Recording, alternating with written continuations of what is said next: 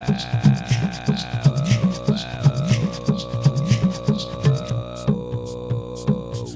जोड़ के बोली गवर जा, हाथ जोड़ के बोली गवर जा, तीनों लोक बसाए बस्ती में, तीनों लोक बसाए बस्ती में। आप बसे वीराने में जी, आप बसे वीराने में। अजी राम भजो जी, राम भजो जी, राम भजो जी, राम भजो जी। शिव का वंदन किया करो, अजी शिव का वंदन किया करो जी। अकड़ बम बम बम बम बम बम बम बम बम बम लहरी, अकड़ बम बम बम बम बम बम बम बम बम लहरी, अकड़ बम बम बम बम बम बम लहरी, अकड़ बम बम बम बम लहरी।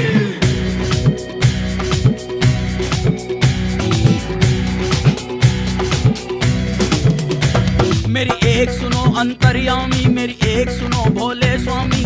मैं तो दासी जन्म जन्म की, मैं तो दासी जन्म जन्म की। बाली उम्र से भक्ति करती, बाली उम्र से भक्ति करती। तुम्हें छोड़ के कहीं न जाऊं, तुम्हें जो छोड़ूं तो मर जाऊं। अकड़ बम बम बम बम बम बम लहरी, अकड़ बम बम बम बम बम लहरी, अकड़ बम बम बम बम लहरी, अकड़ बम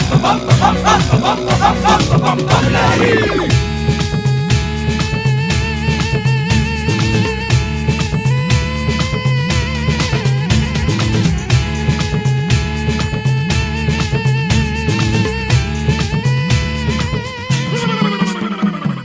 एक सुनो ना मेरे भोलेनाथ जी, एक सुनो ना मेरे दीनानाथ जी। दिन भर मैं तेरी भंग रगड़ूंगी, भंग रगड़ूं तेरा रगड़ूं धतूरा। तुझे पिलाऊं पीवेगा ना दिया, तुझे पिलाऊं पीवेगा ना दिया। और जो बच जावे मैं पी लूंगी, अमृत जान समझ पी लूंगी। शरण में ले लो भोलेनाथ, मोह अपनी बना लो दीनानाथ जी। अगर बम बम बम बम बम बम लहरी, अरे अगर बम बम बम बम लहरी, अगर बम बम बम बम लहरी, अगर बम बम बम लहरी।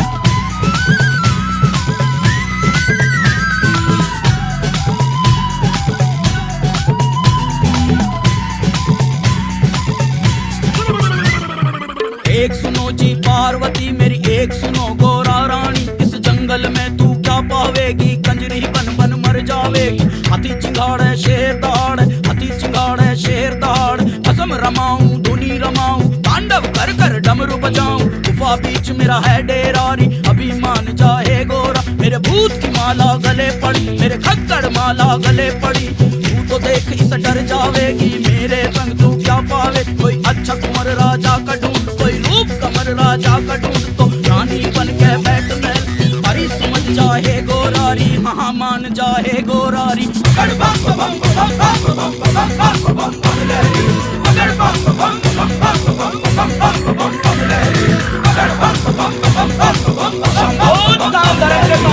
Hello hello hello hello hello hello hello hello hello hello hello.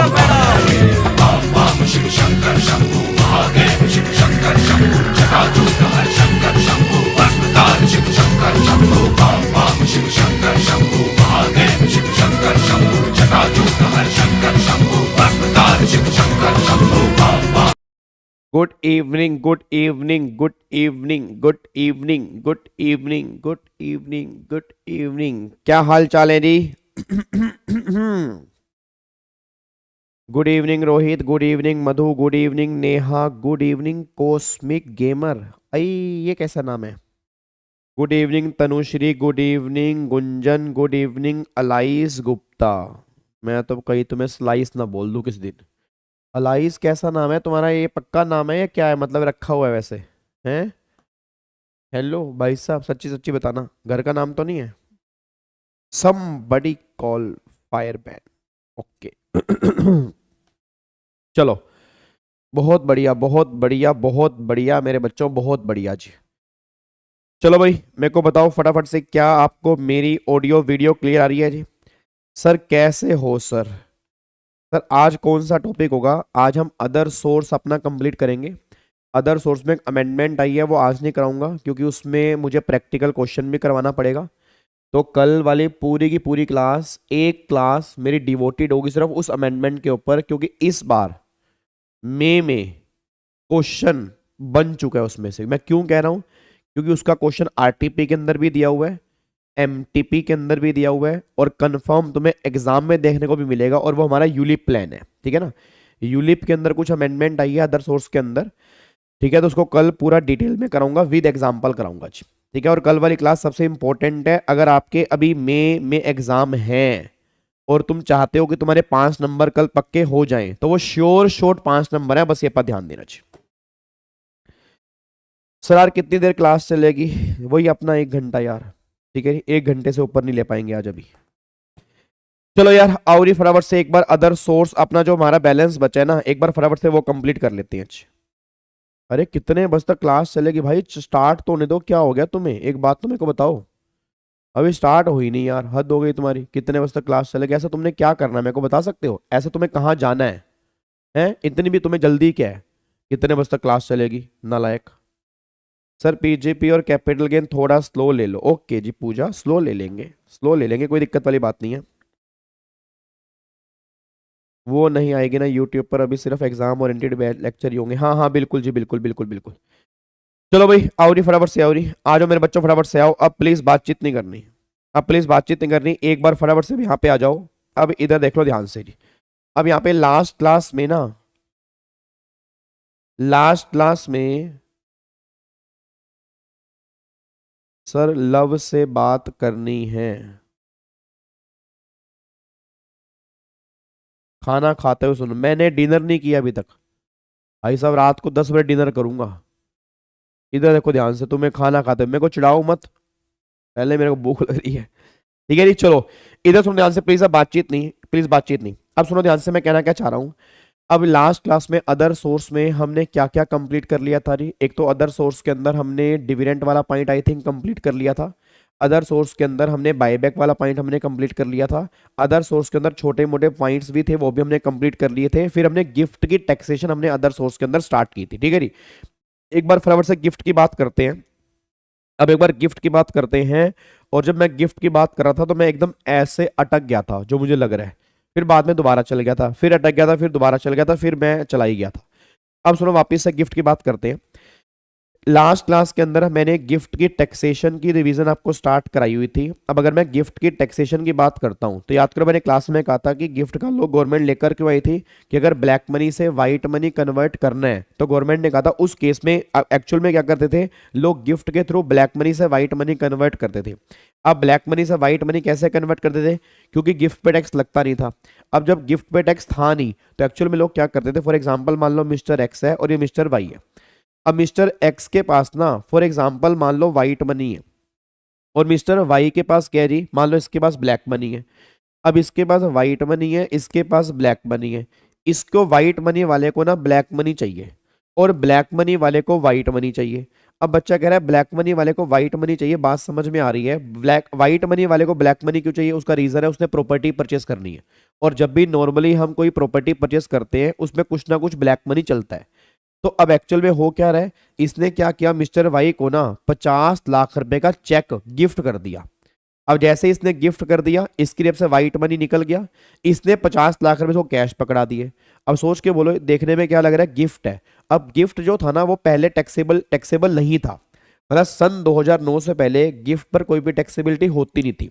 But finally government ने क्या देखा कि गिफ्ट के थ्रू लोग क्या कर रहे हैं, अपनी ब्लैक मनी को व्हाइट मनी में कन्वर्ट कर रहे हैं, तो फाइनली फिर गवर्नमेंट ने क्या किया, गिफ्ट का लॉ इंसर्ट कर दिया। और गवर्नमेंट अब ये बात कहना चाह रही है कि अगर तुमने गिफ्ट की है और वैल्यू अगर 50,000 तक है तो हम छोड़ देंगे, अगर वैल्यू तुम्हारी 50,000 से ऊपर होगी तो सारी की सारी वैल्यू गिफ्ट लेने वाले के हाथ में टैक्सेबल होगी, गिफ्ट देने वाले के हाथ में टैक्सेबल नहीं है। याद करो कैपिटल गेन में ना, कैपिटल गेन में एक सेक्शन 47 है, किसका है, certain transaction not regarded as transfer, मतलब कुछ ट्रांजैक्शन को ना हम ट्रांसफर नहीं मानेंगे। तो सेक्शन 47 एक्स ये बात कहता है कि भैया अगर एक्स ने गिफ्ट दिया तो गिफ्ट को सेक्शन 47 में ट्रांसफर से बाहर निकाला हुआ है, मतलब मेरा गिफ्ट देना मेरे हाथ में ट्रांसफर नहीं है तो कैपिटल गेन मेरे हाथ में नहीं लगेगा। बट गवर्नमेंट ने बोला जिसको गिफ्ट मिलेगा अगर वैल्यू 50,000 से ऊपर की होगी तो सारी की सारी वैल्यू गिफ्ट लेने वाले के हाथ में अदर सोर्स की इनकम बन जाएगी, बस ये पर ध्यान दो।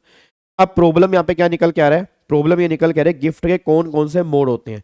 तो गवर्नमेंट ने कहा है गिफ्ट के 3 तरीके होते हैं, या तो गिफ्ट आप मनी की फॉर्म में दोगे, या गिफ्ट आप मूवेबल प्रॉपर्टी वाली फॉर्म में दोगे, या गिफ्ट आप इमूवेबल वाली प्रॉपर्टी की फॉर्म में दोगे। अब तीनों केस में गिफ्ट की टैक्सेबिलिटी आ चुकी है। मनी वाले केस में गवर्नमेंट ने क्या बोल दिया कि अगर मान लो एग्रीगेट वैल्यू अगर 50,000 से ऊपर होगी तो सारी की सारी वैल्यू गिफ्ट रिसीवर के हाथ में अदर सोर्स की इनकम बन जाएगी। बस ये पर ध्यान दो। जैसे मान लो तुम्हारे एग्जाम में क्वेश्चन बन गया कि मान लो ए ने बी को चेक दिया 40,000 रुपए का, फिर मान लो किसी और पर्सन ने बी को ड्राफ्ट दिया 20,000 रुपए का, तो 40 और 20 कितना हो गया 60,000 रुपए। तो पूरे साल में अप टू 50,000 तक का गिफ्ट एग्जाम्प्ट है। अगर वैल्यू 50,000 से ऊपर होगी तो सारी की सारी वैल्यू रिसीवर के हाथ में अदर सोर्स की इनकम बन जाएगी। ये गवर्नमेंट यहां पे कहना चाह रही है। ये पॉइंट हमने मनी वाले केस में कंप्लीट किया था। फिर अगला पॉइंट ये निकल कर कि जब मनी वाले केस में गिफ्ट का लॉ बना तो लोगों ने क्या किया, लोगों ने प्लानिंग करनी स्टार्ट कर दी मूवेबल प्रॉपर्टी वाले केस में क्या होगा। अब मूवेबल प्रॉपर्टी में गवर्नमेंट ने क्या किया, गवर्नमेंट ने कहा 2 केस हैं, या तो आपने मूवेबल प्रॉपर्टी विदाउट कंसीडरेशन में ट्रांसफर की होगी, या आपने ट्रांसफर की होगी इनएडिक्वेट कंसीडरेशन में। मैं दोबारा बोलूंगा, या तो ट्रांसफर की होगी विदाउट कंसीडरेशन में, या ट्रांसफर की होगी इनएडिक्वेट कंसीडरेशन में। इन दोनों में से किसी तरह से ट्रांसफर की होगी। बट एक बात मैं क्लियर कर दूं, मूवेबल प्रॉपर्टी में सारी प्रॉपर्टी नहीं आती। याद करो मैंने आपको रेगुलर बैच के अंदर क्या कहा था कि मूवेबल प्रॉपर्टी में सारी प्रॉपर्टी नहीं आती। मूवेबल का मतलब तो ऐसा है कि मूवेबल का मतलब कुछ भी, बट प्रॉपर्टी में सारी प्रॉपर्टी कवर नहीं होती। प्रॉपर्टी में क्या आएगा, याद करो, jewellery, archaeological collections, drawing, painting, sculptures, any work of art, Boolean, और फिर virtual digital asset, for example crypto currency हो गया, बिटकॉइंस हो गया, ये सब यहां पे कवर होंगे और कुछ कवर नहीं होगा। एग्जाम में क्वेश्चन बन गया सर, चलो छोड़ो कोई बात, इधर देखो पाल साहब, इधर देखो, कोई बात नहीं, होने दो। अब जो आ रहा है आ रहा है, जो नहीं आ रहा है उसको मैं घर से बुला के थोड़ा लेके आऊंगा। इधर देखो ध्यान से। तो यहां पर मैंने क्या कहा था, यहां पर मैंने कहा था कि फॉर एग्जांपल, वापिस कराओ यार, हो भुलवा दिया मेरे को। हेलो, क्या था यहां पर मैंने कहा था कि हाँ, कि अगर मान लो फॉर एग्जांपल अगर मान लो गाड़ी गिफ्ट की है तो गाड़ी गिफ्ट वाले केस में गिफ्ट का लो नहीं लगेगा। फर्नीचर गिफ्ट किया, गिफ्ट का लो नहीं लगेगा। घड़ी गिफ्ट की है, गिफ्ट का लो नहीं लगेगा। बट अगर वो घड़ी गोल्ड की है तो गिफ्ट का लो लग जाएगा। फर्नीचर अगर गोल्ड का है तो गिफ्ट का लो लग जाएगा। तो सिंपल सी बात क्या निकल के आ रही है कि अगर गिफ्ट उस प्रॉपर्टी की डेफिनेशन में से कवर होगा तब तो गिफ्ट का लो लगेगा, नहीं तो गिफ्ट का लो एप्लीकेबल नहीं होगा। बस ये पर ध्यान दो। तो प्रॉपर्टी की डेफिनेशन याद होनी चाहिए। मैं दोबारा बोल रहा हूँ, jewellery, archaeological collections, drawing, painting, sculptures, any work of art, ये सारे के सारे यहाँ पे कवर होते हैं। फिर यहाँ पे virtual digital asset that is crypto currency, bitcoins, और फिर यहाँ पर आपकी बुलियंस भी कवर होंगे। अच्छा, बुलियंस क्या होता है, जो 24 कैरेट का गोल्ड का बिस्किट होता है वो भी यहाँ पे कवर करेंगे, उस पर भी गिफ्ट के लोग की एप्लीकेबिलिटी आएगी। बस ये पर ध्यान दो। अब यहाँ पे सुनो ध्यान से, मैं कहना क्या चाह रहा हूँ। अब अगला पॉइंट क्या निकल के आ रहा है कि यहाँ पे गवर्नमेंट कह रही है कि मूवेबल प्रॉपर्टी के 2 केस हैं, या तो विदाउट वाला है या इनएडिक्वेट वाला है। अब फॉर एग्जांपल मान लो ए ने बी को यहाँ पे गोल्ड गिफ्ट किया।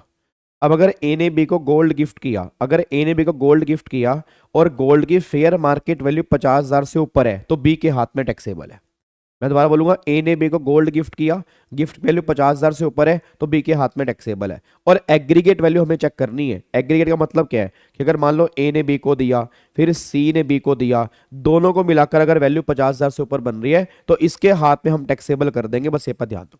तो सिंपल सी बात ये निकल के आ रही है कि अगर वैल्यू 50,000 तक है तो कोई दिक्कत नहीं है। अगर वैल्यू 50,000 से ऊपर है, एग्रीगेट वैल्यू 50,000 से ऊपर है, तो फिर कंबाइन वैल्यू रिसीवर के हाथ में अदर सोर्स की इनकम बन जाएगी। गवर्नमेंट यहां पर ये बात कहना चाह रही है। बस ये पर ध्यान देना, कोई दिक्कत तो नहीं है। फिर अगला पॉइंट यहां पे क्या निकल के आ रहा है, अगला पॉइंट यहां पे ये निकल के आ रहा है कि अगर मान लो विदाउट कंसीडरेशन नहीं है बट मान लो इनएडिक्वेट कंसीडरेशन है।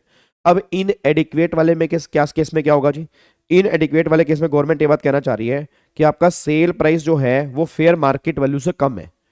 मतलब जैसे मान लो एक्स ने वाई को मान लो गोल्ड जो है वो सेल किया 40,000 रुपए का और इसकी गोल्ड की फेयर मार्केट वैल्यू 1,00,000 रुपए की है। अब सोच के बोला 1,00,000 वाला गोल्ड कितने में सेल कर दिया, 40,000। अब यह 40,000 तो कैपिटल गेन में टैक्सेबल हो जाएगा, इसमें कोई दिक्कत वाली बात नहीं है। बट ये जो डिफरेंस है 60,000 रुपए का, अगर ये डिफरेंस 50,000 से ऊपर होगा तो सारा डिफरेंस रिसीवर के हाथ में अदर सोर्स की इनकम बन जाएगा। तो सिंपल सी बात क्या निकल कर कि अगर डिफरेंस 50,000 तक है फिर तो कोई दिक्कत नहीं है। अगर डिफरेंस 50,000 से ऊपर है तो सारा डिफरेंस रिसीवर के हाथ में अदर सोर्स की इनकम बन जाएगा जी। गवर्नमेंट यहां पर ये बात कहना चाह रही है, बस ये पर ध्यान। क्या बात समझ आ रही है? और यहां पर भी एग्रीगेट वैल्यू हमें चेक करनी है।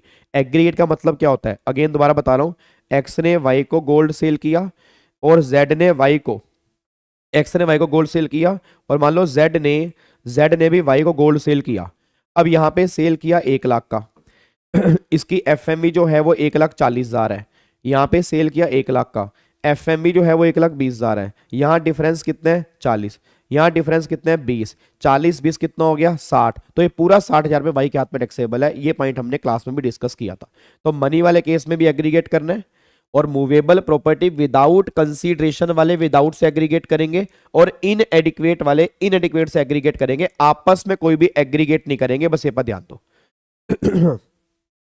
अब आपस में एग्रीगेट ना करने का मतलब क्या है, इसका मतलब ये है जैसे मान लो एक्स है वाई है जेड, एक्स ने वाई को मान लो चेक दिया 40,000 रुपए का, वाई ने मान लो एक्स को गोल्ड गिफ्ट किया, उसकी एफएमवी है 40,000, और जेड ने एक्स को गोल्ड सेल किया 40,000 का और एफएमवी जो है वो 80,000 है। डिफरेंस कितना आ गया 40। अब ये 40 40 40 इनको आपस में एग्रीगेट नहीं करेंगे, मनी वाले मनी से करेंगे, मूवेबल विदाउट वाले विदाउट से करेंगे, मूवेबल इनएडिक्वेट वाले इनएडिक्वेट से करेंगे। आपस में कोई भी एग्रीगेट नहीं करेंगे। एग्रीगेट ऐसे करना है, एग्रीगेट ऐसे नहीं करना, बस ये पर ध्यान दो।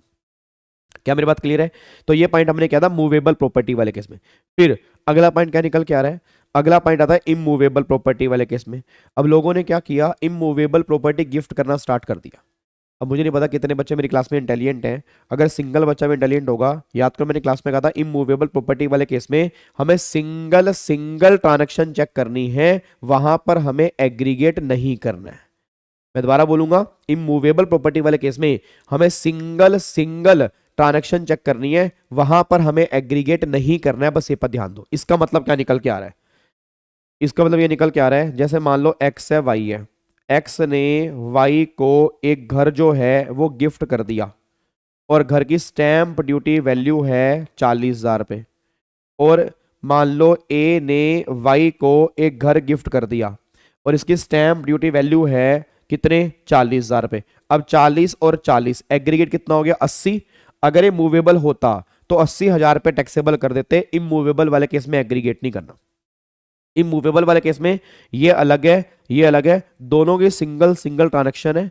40 कितना हो गया 80, तो 80,000 रुपए की टैक्सेबिलिटी हम यहाँ पे नहीं करेंगे क्योंकि यहाँ पे हमें एग्रीगेट नहीं करना, हमें सिंगल चेक करना है इमूवेबल वाले केस में। एक पॉइंट तो ये है। फिर दूसरा इमूवेबल वाले केस में एक स्पेशल पॉइंट क्या निकल के आता है, मान लो एक्स ने वाई को ना, अब ये इमूवेबल प्रॉपर्टी जो है वो सेल कर दी है, सेल कर दिया फॉर एग्जाम्पल, भगवान झूठ ना बुलवाए, सेल कर दिया है, मान लो यहां पे सेल कर दी है, एग्जाम्पल के लिए मान लेते हैं 40 लाख की,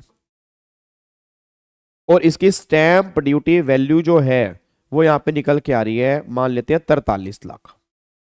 अब एक बात मेरे को बताओ, सिंपल सी बात बोलो, क्या डिफरेंस 50,000 से ऊपर है? पहले सारे बच्चे बताओ, क्या डिफरेंस 50,000 से ऊपर है? क्या जल्दी बताओ, क्या डिफरेंस यहां पर 50,000 से ऊपर है? क्या यहां पे डिफरेंस जो है 50,000 से ऊपर है या नहीं है? जल्दी बोलो फटाफट से। क्या डिफरेंस यहां पे 50,000 से ऊपर है या नहीं है? यस या नो? डिफरेंस तो 50,000 से ऊपर है नालायक भीमा शंकर, 50,000 से ऊपर है, बट गवर्नमेंट कह रही फिर भी हम टैक्सेबल नहीं करेंगे। क्यों नहीं करेंगे? याद करो मैंने क्लास में क्या कहा था, इमूवेबल वाले केस में क्या होता है, दो कंडीशन होती है, डिफरेंस 50,000 से ऊपर हो एंड एक कंडीशन और थी, stamp duty value sale price के 110% से भी ज्यादा होनी चाहिए। इट मींस अगर स्टैंप ड्यूटी वैल्यू 110% से ज्यादा है एंड डिफरेंस 50,000 से ऊपर है, फिर इमूवेबल वाले केस में टैक्सेबल करेंगे, नहीं तो नहीं करेंगे। अब एक बात बताओ, क्या ये स्टैंप ड्यूटी वैल्यू इसके 110 से ऊपर है? नहीं है। इसका 110 कितना बनेगा 44 लाख, और ये कितना है 43 लाख, तो 44-43 मतलब आपका कम आ रहा है, तो मतलब ये डिफरेंस 3 लाख रुपए हम गिफ्ट के लो में टैक्सेबल नहीं करेंगे, बस ये पर ध्यान दो। तो सिंपल सी बात बस ये निकल के आ रही है कि डिफरेंस आपका यहाँ पे जो निकल के आ रहा है, मैं दोबारा बोलूंगा, डिफरेंस जो यहाँ पे निकल के आ रहा है वो 50,000 से ऊपर है, बट एसडीवी 110 से ऊपर नहीं है, इसलिए हम यहाँ पे कोई भी टैक्सेबिलिटी नहीं करेंगे। ये दो कंडीशन इमूवेबल वाले केस में आपको चेक करनी पड़ेगी, और यहाँ पर भी सिंगल सिंगल ट्रांजेक्शन चेक करनी है, बस ये पर ध्यान दो। अब मैं तुम्हें क्वेश्चन दे रहा हूँ गिफ्ट वाला, एक क्वेश्चन दे रहा हूँ, फटाफट से लिख लो, जल्दी लिखो। एक्स है, ए है, बी है, सी है, डी है, ई है, एफ है। ए ने इसको दिया चेक, चेक दिया 40,000 का। बी ने गोल्ड गिफ्ट किया, उसकी एफएमवी है 70,000। सी ने एक्स को घर 110 किसका, 110 सेल प्राइस का ना, 110 सेल प्राइस का 110%, अगर मेरी एसडीवी सेल कंसीडरेशन के 110% से ज्यादा है एंड डिफरेंस 50,000 से ऊपर है, तब कंडीशन सेटिस्फाइड होंगे। बिल्डिंग सेल की है मान लो 30 लाख की, और एसडीवी जो है मान लो वो है 34 लाख। बिल्डिंग गिफ्ट की है और एसडीवी जो है वो है मान लो 45,000। ड्राफ्ट दिया, ड्राफ्ट गिफ्ट कर दिया, और ये ड्राफ्ट दिया मान लो 30,000 का। और एफ ने मान लो वॉच गिफ्ट की है, और इसकी फेयर मार्केट वैल्यू जो है वो 1 लाख की है। बताओ जी क्या करेंगे, बताओ क्या टैक्सेबिलिटी यहां पे निकल के आएगी जी। यहाँ पे टैक्सेबिलिटी जो हमें करनी है वो कितनी टैक्सेबिलिटी करनी है, कितनी टैक्सेबिलिटी हम यहाँ पे करेंगे, फटाफट से बताओ जी। हाँ जी, कितनी टैक्सेबिलिटी हम यहाँ पे करने वाले हैं, कितना आंसर आएगा?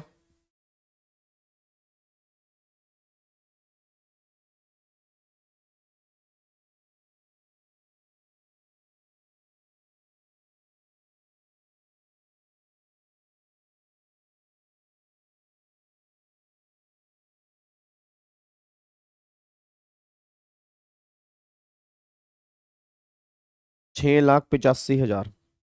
6,85,000 कैसे आया भाई? 40 और 30, 70,000 तो ये हो गया मनी वाला। वॉच प्रॉपर्टी नहीं है, टैक्सेबल नहीं है। गोल्ड गिफ्ट किया 70,000 का, 70,000 पे गोल्ड ही हो गया।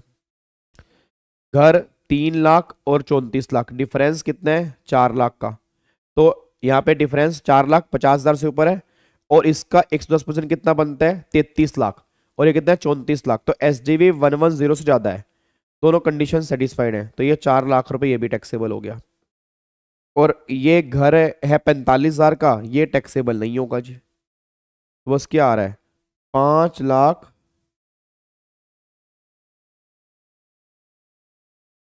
ठीक है जी, कितना निकल के आ रहा है ये?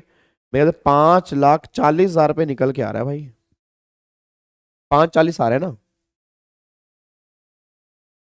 कितना आ रहा है? 5,40 आ रहा है, कितना आ रहा है?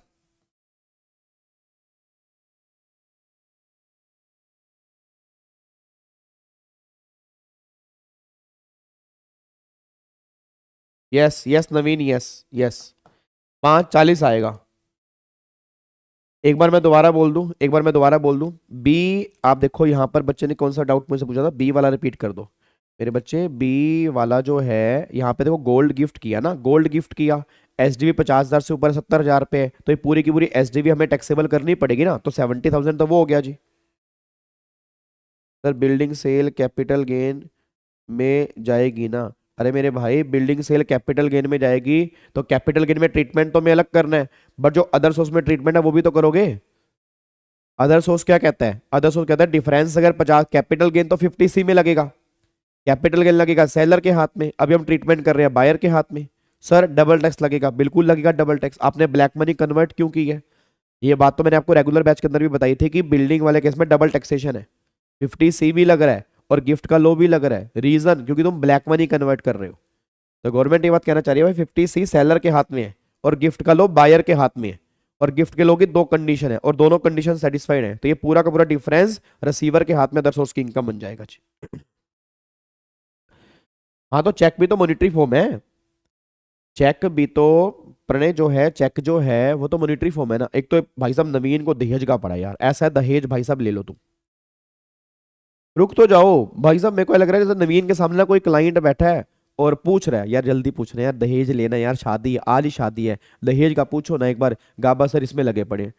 अभी कुछ एक्सेप्शन कराऊंगा उसमें दहेज तुम्हारा कवर हो जाएगा। अपने लड़की वालों को बोल दो दहेज खुद कमा लो, नालायकों कुछ पैसे दहेज दे दो। तुम्हें किस श्री का दहेज दे दो, क्या क्या तुमने ऐसे कौन से तीर तोड़ दिए दहेज मिलेगा तुम्हें। दहेज की टेंशन पहले हो रही है, ऐसा कौन से तुमने तीर तोड़ दिए तुम्हें दहेज चाहिए। हाथ पैर भगवान ने दिए, खुद कमाओ ना, दहेज चाहिए। नालायक। ठीक है जी, अभी हम आगे डिस्कस करेंगे।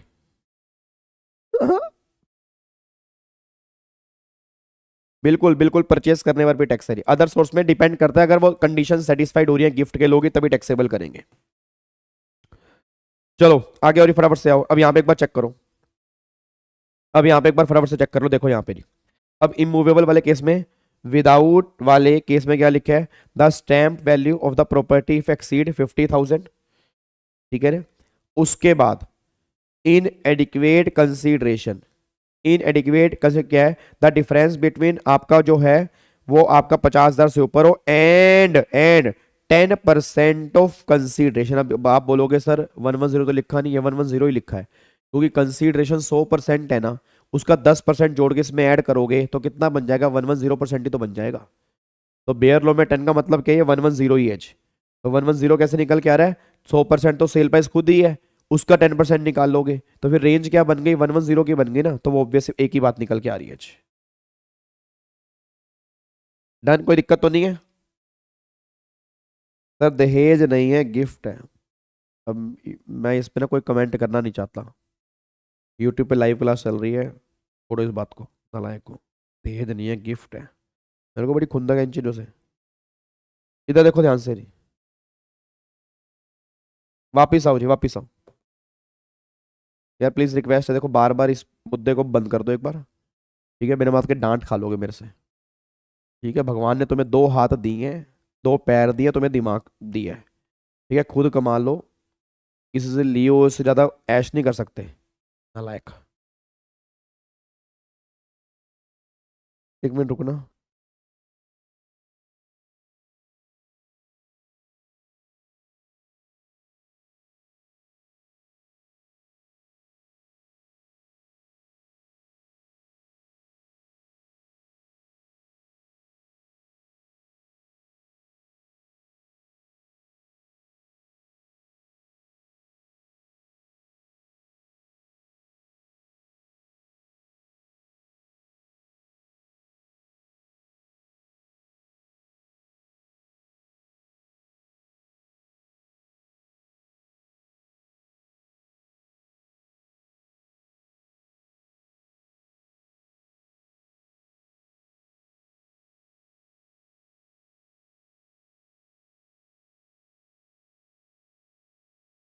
चलो भाई इधर देखो ध्यान से फटाफट से। अब यहां तक क्लियर है, यहां तक क्लियर है या नहीं है,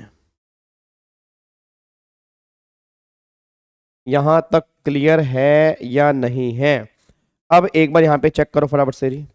अब देखो किस किस केस में गिफ्ट टैक्सेबल नहीं है। कहाँ है वो दहेज वाला बंदा, हेलो कौन है दहेज वाला बंदा, दहेज वाला बंदा कौन है, बंदा दहेज वाला कौन था वो, बुलाओ उसको, कौन है, नवीन। ये लो नवीन, इधर देखो ध्यान से, पढ़ो मेरे बच्चे एक बार ये पॉइंट पढ़ो फटाफट से। एक तो रिलेटिव से कोई गिफ्ट मिल रहा है और दूसरा on the case of marriage. तो ये तुम शादी पर ही लोगे, और कब लोगे, शादी से पहले तो लोगे नहीं, ये शादी से पहले लोगे, लोगे तो टैक्सेबल है। तो शादी पर जो मिलता है वो सारा एग्जम्प्ट है। ठीक है जी, तो शादी पर जो भी मिलेगा वो एग्जम्प्ट है। तो यहाँ पे मैरिज पर मिलने वाला कोई भी गिफ्ट एग्जम्प्ट किया हुआ है। ठीक है, अब ये पॉइंट एक बार फटाफट से रीड करो, मैं 1 मिनट में आपके सामने हाजिर हो रहा हूं दोबारा से। ये पॉइंट एक बार फटाफट से 2 मिनट के अंदर रीड कर लो, 1 सेकंड में आ गया बस। सर कल डिविडेंड वाला पॉइंट समझा दो। डिविडेंड वाला तो हमने कर लिया था या नहीं किया था हमने, डिविडेंड वाला पॉइंट आई थिंक हमने विद एग्जांपल किया था उसको। अगर फिर भी दिक्कत है तो मैं एग्जांपल लेके दोबारा समझा देता हूँ जी। एक बार इसको फटाफट से एक बार रीड करना जी, मैं 1 सेकंड में आ गया।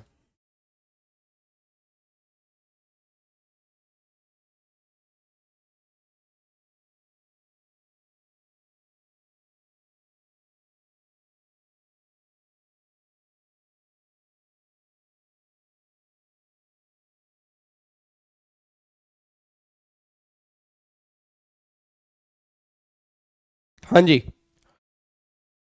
चलो जी, आओ जी, फटाफट से आओ जी।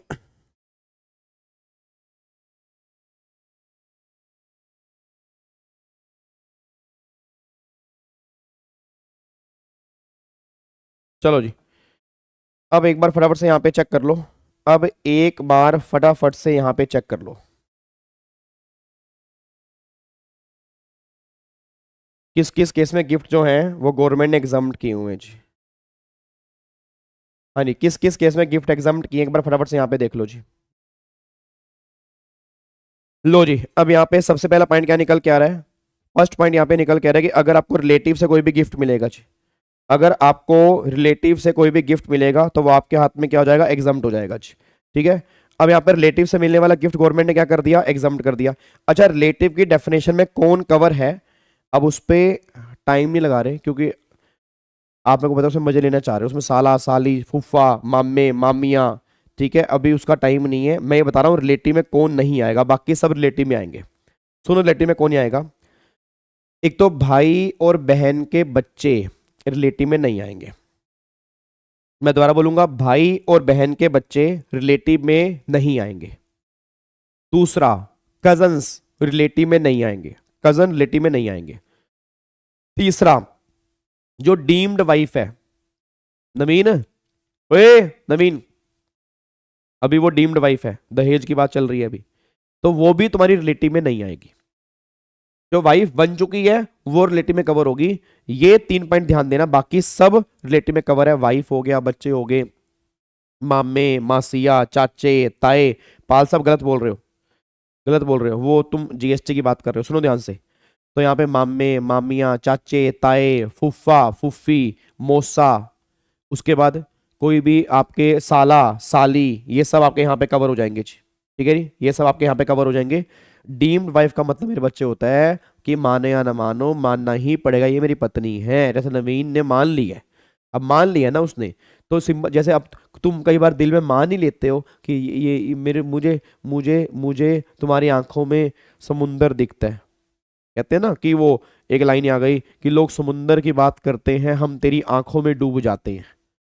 ठीक है ना, तो वही कहानी चल रही है। तो गवर्नमेंट ने कहा भाई साहब ये कहानी अपने पास रखो, डीम्ड वाइफ तुम्हारे रिलेटिव में कवर नहीं है। अगर कोई गिफ्ट मिलेगा, अगर कोई भी गिफ्ट मिलेगा, उस केस में हम कोई भी टैक्सेबिलिटी नहीं करेंगे, बस ये पर ध्यान दो। ठीक है, अगर तुम्हें डीम्ड वाइफ से मिलेगा, कजन से मिलेगा, फिर वो टैक्सेबल है। बट अगर इन रिलेटिव से मिलेगा, इनको छोड़कर कोई भी रिलेटिव है, तो फिर आपके हाथ में सारा एग्जाम्प्ट है, बस ये पर ध्यान देना चाहिए। क्या बात समझ में आ रही है जी? हाँ, girlfriend is equal to deemed wife, you can say. चलो अब एक बार यहाँ पे चेक करो। तो रिलेटिव से मिलने वाला गिफ्ट एग्जाम्प्ट है, शादी पर मिलने वाला गिफ्ट एग्जाम्प्ट है जी। फिर विल और इनहेरिटेंस, अगर मान लो फादर ने सन को विल दी है या कोई वसीयत में कोई प्रॉपर्टी मिल रही है, वो एग्जाम्प्ट है। फिर कंटेम्पलेशन ऑफ डेथ, अगर मान लो कोई इंसान जाते जाते चला गया बिना विल को लिखे हुए, तो जो भी उसकी मूवेबल प्रॉपर्टी जिसको मिलती है एज पर हिंदू लो, उसके हाथ में गवर्नमेंट एग्जाम्प्ट कर रखी है। लोकल अथॉरिटी हो गया, fund foundation hospital charitable trust, ये सारे के सारे, ये यहां तक ये लगा लो, ये जितने भी गवर्नमेंट ये बात कहना चाह रही है ना, यहां तक गवर्नमेंट क्या कह रही है? Fund foundation hospital education institute charitable trust religious trust, जो भी इनकम टैक्स में रजिस्टर्ड हैं, इन सब से मिलने वाला कोई भी गिफ्ट तुम्हारे हाथ में एग्जाम्प्ट है। आज अगर तुम्हें कोई अवार्ड मिल रहा है, कोई अगर तुम्हें कुछ भी गिफ्ट मिल रहा है, कोई मान लो हॉस्पिटल तुम्हें पेमेंट कर रहा है, कोई तुम्हें ट्रस्ट से गिफ्ट मिल रहा है, तो ये सारे तुम्हारे हाथ में एग्जाम्प्ट है, ये गवर्नमेंट एग्जाम्पशन लिस्ट में डाले हुए हैं।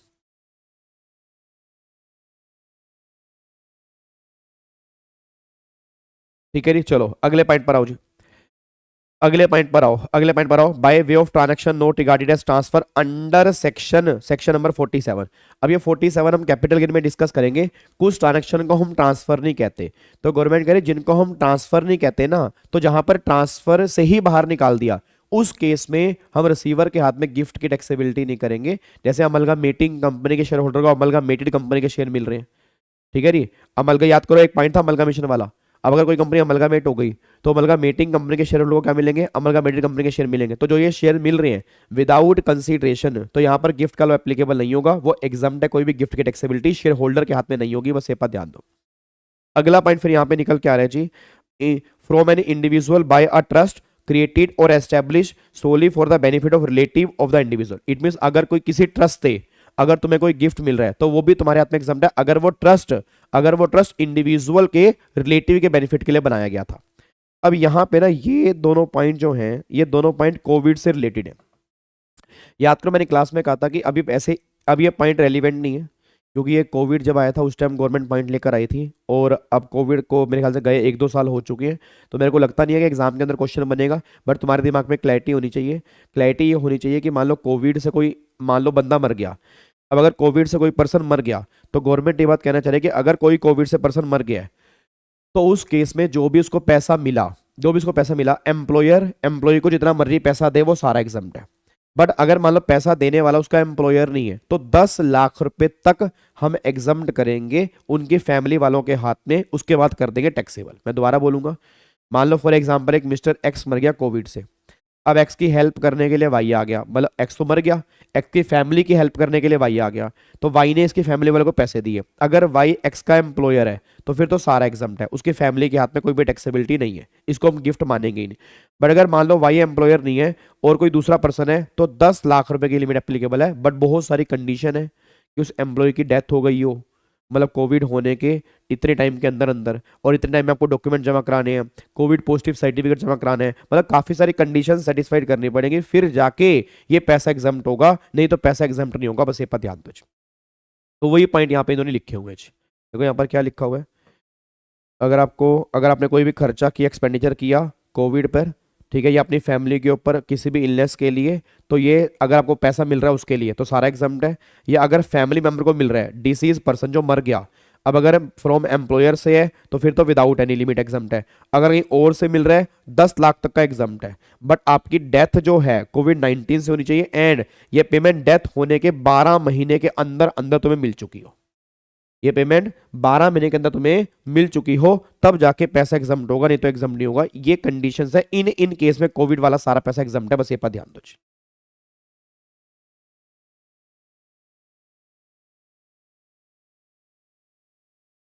डन, क्या इसको लॉक कर सकते हैं जी? क्या इसको हम लॉक कर सकते हैं? पक्का पक्का। तो ये पॉइंट्स आपको थोड़े से दिमाग में होने चाहिए। इन केस में गिफ्ट की कोई भी टैक्सेबिलिटी नहीं होगी, और आपके एग्जाम में इनमें से वो 2-3 पॉइंट डाल देंगे, आपको याद नहीं रहेंगे, आप गलती करके आओगे, इसलिए ये एक्सक्लूजन इंपॉर्टेंट है। एग्जाम में वो दे देंगे यहां से पॉइंट मिला है, गिफ्ट मिला है, तो इन केस में कोई भी टैक्सेबिलिटी नहीं करनी, बस ये पर ध्यान दो। डन, कोई दिक्कत तो नहीं है? चलो अब अगले पॉइंट पर आओ जी। अब ये अमेंडमेंट है जो मुझे करवानी है कल आपको, ये मोस्ट इंपॉर्टेंट है भाई। इस बार क्वेश्चन पक्का 5 नंबर का है विद प्रैक्टिकल क्वेश्चन, और सेम जो आरटीपी के अंदर थोड़ा बहुत दिए उन्होंने दिया हुआ है, मे बी वो सेम लेवल का बन सकता है। ठीक है जी, इसको हम कल पूरा टाइम लगाएंगे इसके ऊपर। अब एक बार थोड़ी थोड़ी छोटी छोटी बातें एक आधी और पढ़ी हैं, एक बार वो देख लेते हैं।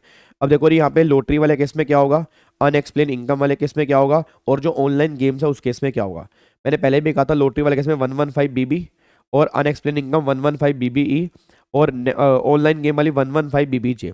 तीनों में यहाँ 30% टैक्स है, यहाँ 60% टैक्स है, और यहाँ पे 30% टैक्स है। और यहाँ पर इफेक्टिव रेट जो है वो 78। ब्लैक मनी वाले केस में याद करो, ब्लैक मनी वाले केस में कैसे 25% सरचार्ज भी, 4% सेस भी, और इसमें सरचार्ज डायरेक्टली एप्लीकेबल नहीं है, जो 30% है उसमें 4% सेस एप्लीकेबल होगा। बट इन तीनों में एक सिमिलैरिटी है। सिमिलैरिटी क्या है कि इनको कमाने के लिए आपने कोई भी खर्चा किया होगा वो तुम्हें अलाउड नहीं होगा। मतलब इन 3 इनकम को कमाने के लिए आपने कोई भी खर्चा किया, वो खर्चा आपको अलाउड ही नहीं है। मतलब सारी की सारी कैजुअल इनकम तुम्हारे हाथ में टैक्सेबल है, बस ये पर ध्यान दो। उसके बाद कोई तुम्हें चैप्टर 6 से की डिडक्शंस नहीं मिलेगी। मतलब जब ये इनकम तुम टैक्सेबल करोगे उसमें कोई भी डिडक्शन तुम्हें चैप्टर 6 से की नहीं मिलेगी। 80C से लेकर 80U तक वाला बेनिफिट नहीं मिलेगा। और बची हुई एग्जम्पशन लिमिट तुम यूज नहीं कर सकते। याद करो ये पॉइंट तो आपको मैंने पहले भी कहा था कि balance exemption limit long term capital gain 112 या 111A में कर सकती हो, बची हुई लिमिट कैजुअल इनकम में यूज नहीं कर सकते।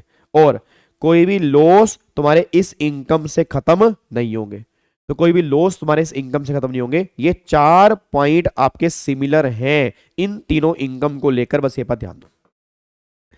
तो आपके एग्जाम में इसमें से भी क्वेश्चन बनने की मुझे पूरी पूरी उम्मीद है। ये 4 पॉइंट इंपॉर्टेंट है, कोई खर्चा नहीं माइनस होगा, डिडक्शन नहीं मिलेगी, बची हुई एग्जम्पशन लिमिट यूज नहीं करोगे, और लो सेटअप नहीं होंगे। रिबेट 87A की रिबेट, हेलो भाई साहब, 87A की रिबेट वो मिल जाती है।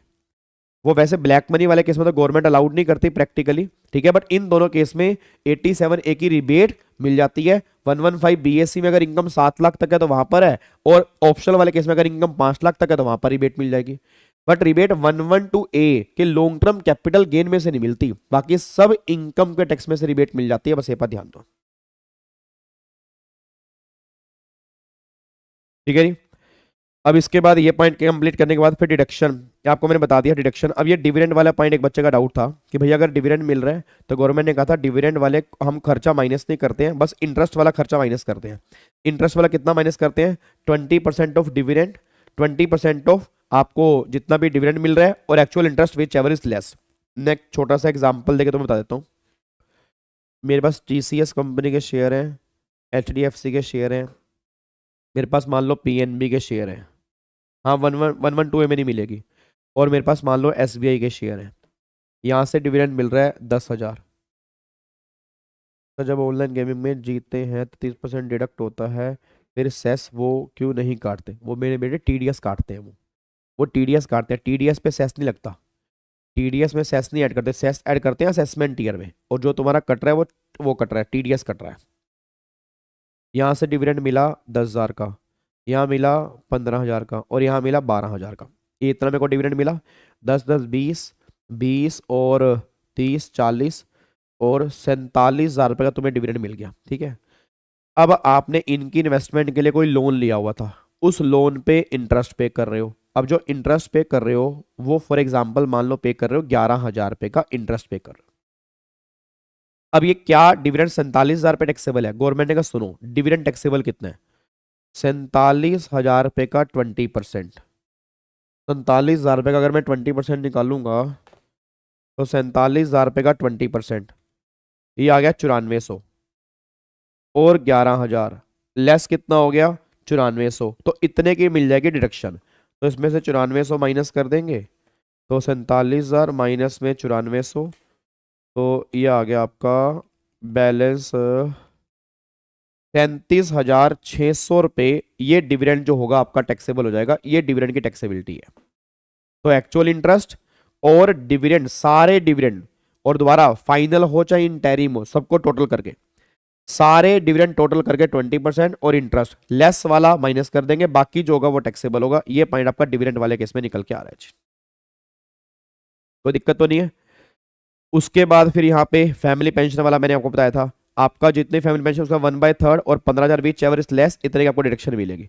और इंटरेस्ट ऑन कंपनसेशन में क्या हो रहा है? जितना इंटरेस्ट मिला उसका 50% की आपको डिडक्शन मिल जाएगी, और बाकी सब केस में नॉर्मल है। जितना आप एक्चुअल खर्चा करोगे इनकम को कमाने के लिए वो मिल जाएगी। बस मेन 3 पॉइंट ध्यान देने वाली बात, तीन पॉइंट। कौन कौन से 3 पॉइंट? एक तो ये वाला, ठीक है जी, और दूसरा फिर पॉइंट आपको ध्यान देने वाला एक तो ये वाला, और तीसरा पॉइंट ध्यान देने वाला एक तो ये वाला। ये 3 पॉइंट आपके लिए मोस्ट इंपॉर्टेंट हैं, जो आपके एग्जाम में क्वेश्चन फ्रेम हो सकते हैं, बस ये पर ध्यान दो।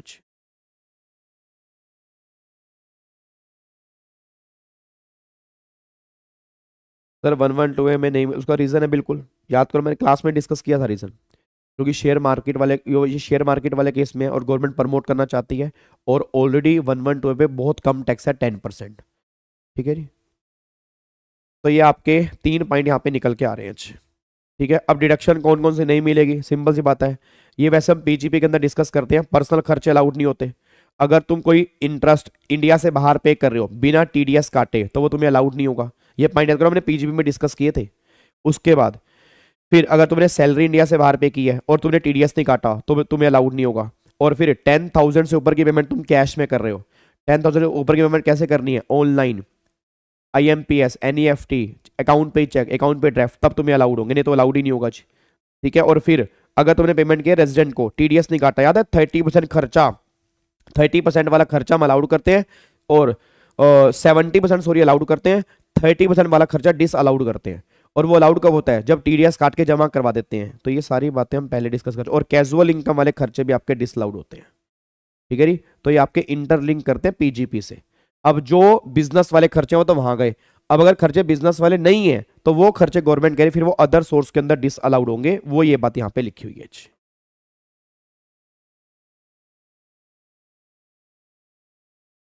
नहीं इतना ही है, इतना ही है। अदर सोर्स आपने इतना ही डिस्कस करना है, जो सारांश के अंदर दिया हुआ है that is more than sufficient, क्योंकि क्वेश्चन जो बनेगा वो एक बनेगा। पहले बनता था गिफ्ट में से, अब गिफ्ट के चांस इस बार मुझे कम लग रहे हैं। रीजन मैं ये नहीं कह रहा गिफ्ट में से बन नहीं सकता, क्योंकि गिफ्ट में से बन सकता है, बट रीजन ये रीजन है, ठीक है। इस बार मुझे लग रहा है इसमें से क्वेश्चन बनने के चांस ज्यादा हैं जी, इस वाले पॉइंट के अंदर बट कई बार हम सोच रहे होते हैं वो बनता भी नहीं है, ठीक है ना। हमें करके सारा जाना है, बट चांसेस मुझे थोड़े से जो लग रहे हैं, ये लाइफ इंश्योरेंस प्रीमियम जो है यूलिप प्लान के अंदर गवर्नमेंट कुछ चेंजेस लेकर आई है, तो इसमें मुझे उम्मीद है कि इसमें से क्वेश्चन बन सकते हैं जी, ठीक है जी। तो ये आपकी बातें यहाँ पे निकल के आ रही हैं। क्लबिंग वाला हम डिस्कस कर चुके हैं, टीडीएस हम डिस्कस करेंगे पीजीपी के साथ। अब सुनो ध्यान से, कल इसको हम पैक कर देंगे अमेंडमेंट को विद प्रैक्टिकल क्वेश्चन, और फिर हाउस प्रॉपर्टी हमने कर लिया, हाउस प्रॉपर्टी हमने कर लिया। अब मैं सोच रहा हूँ, एक तो सैलरी में अमेंडमेंट आई है, सैलरी में ना आरएफए वाले केस में एक चेंज आया है, सैलरी में आरएफए वाले केस में चेंज आया है। याद है आरएफए में आपने क्या किया था, थोड़ा बहुत याद आ रहा है आरएफए में? अगर पॉपुलेशन 10 लाख तक है तो सैलरी का 7.5%, 25 लाख तक है तो सैलरी का 10%, और 25 लाख से ऊपर है सैलरी का 15%। अब ये चेंज हो गया, तो एक अमेंडमेंट पूरे सैलरी में है, चेंज क्या हो गया? चेंज ही हो गया। अब पॉपुलेशन 15 लाख तक है, 15 लाख से 40 लाख तक है, या 40 लाख से ऊपर है, यहाँ 5%, यहाँ 7.5%, यहाँ पे 10%, ये 3 लिमिट अब कर दी है जी, ये 3 लिमिट अब कर दी है। फर्क बस इतना सा है, जहाँ 10 था वहाँ 15 लाख की पॉपुलेशन है, और 7.5 करेगा 5 कर दिया, मतलब टैक्सेबल कम कर दिया, एम्प्लॉय को बेनिफिट दे दिया। 25 करेगा 40 कर दिया, यहाँ 7.5 कर दिया, यहाँ 40 लाख से ऊपर यहाँ पे 10% कर दिया। और अगर वो घर एम्प्लॉयर के खुद का नहीं होता तो एक्चुअल चार्जेस और सैलरी का 15% विच एवर इज लेस करते हैं, 15 की जगह अब वहां पर 10% आ चुका है। ये फर्क आया है आपका आरएफए के अंदर, बाकी सारा आरएफए सेम है,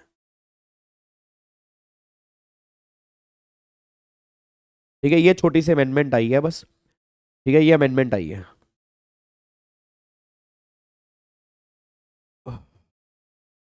सैलरी में बताना तो सैलरी में बताऊंगा,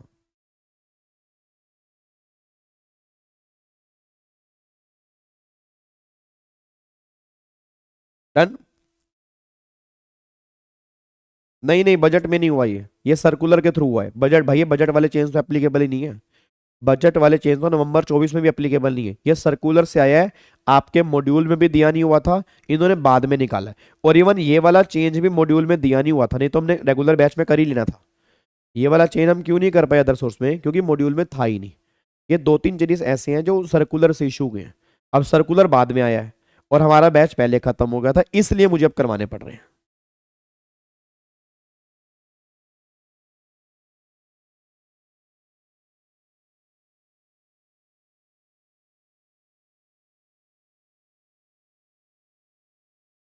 ठीक है जी, डन है। फिफ्थ, फिर से फिफ्थ कौन सा भाई, फिफ्थ कौन सा कह रहे हो? फैमिली पेंशन वाला क्या? फैमिली पेंशन वाला तो ये कह रहा है जितनी भी फैमिली पेंशन मिली है, जो फैमिली पेंशन मिली है उसका 1/3, मान लो तुम्हें फैमिली पेंशन मिली 90,000, उसका 1/3 कितना आ गया? 30,000, और 15,000 लेस कितना हो गया? 15,000। तो 90 में से 15,000 माइनस हो गए, 75,000 की फैमिली पेंशन तुम्हारे हाथ में टैक्सेबल हो जाएगी। और क्या पांचवा कौन सा? सेक्शन 58 का, अरे याद करो नालायको, पीजीपी। यहाँ पर क्या लिखा था? जब तुम पेमेंट करते हो रेजिडेंट को, और पेमेंट के टाइम पर तुमने टीडीएस नहीं काटा, या टीडीएस काटने के बाद रिटर्न की ड्यू डेट से पहले जमा नहीं कराया, तुमने पेमेंट कर दी रेजिडेंट को, पेमेंट के टाइम पर टीडीएस नहीं काटा, या टीडीएस काटने के बाद जमा नहीं कराया, तो गवर्नमेंट कहती थी 70% खर्चा तो तुम पीएनएल में डेबिट कर सकते हो, 30% डेबिट करने नहीं देंगे, 30 डिसलाउड है। तो ये वही कहना चाह रहा है कि 30% डिसलाउड है, 70 अलाउड है। और जिस साल में तुम टीडीएस काट के जमा करवा दोगे, उस साल में ये 30% भी तुम्हें अलाउड हो जाएगा, वो ये बात कहना चाह रहे हैं, ठीक है जी। चलो, तो ये सारी बातें हमने यहाँ पे डिस्कस की हैं। अब कल वाली क्लास में आपको मैं एक होमवर्क दे रहा हूँ, ये आपने एक बार पढ़ के आना है, ठीक है, सिर्फ पढ़ के आना है। जो एरो वैरो बने हुए हैं थोड़ा समझने की कोशिश करना, क्या कहना चाह रहे हैं, एक बार अपने बस कल वाली क्लास में ये पढ़ के आना है, ये हम डिस्कस करेंगे। और कल ही मैं आरएफए वाली अमेंडमेंट भी करा दूंगा, ठीक है ना। होपफुली अमेंडमेंट ये मेरे ख्याल से आधा घंटे में खत्म हो जानी चाहिए विद प्रैक्टिकल क्वेश्चन। तो कल ही आरएफए वाली अमेंडमेंट भी हम डिस्कस कर लेंगे। कल ये लगा लो, कल आपकी अमेंडमेंट क्लास है, ठीक है ना। कल आपकी अमेंडमेंट क्लास है, 2 अमेंडमेंट कल हम डिस्कस करेंगे, एक ये वाली और एक आरएफए वाली, ठीक है जी। चलो जी, तो फिर बाकी मुलाकात करते हैं हम कल वाली क्लास में, सेम टाइम रात को 9 बजे, सेम जगह। ओके जी, bye bye, tata, thank you so much, Jai Hind, God bless you, love you.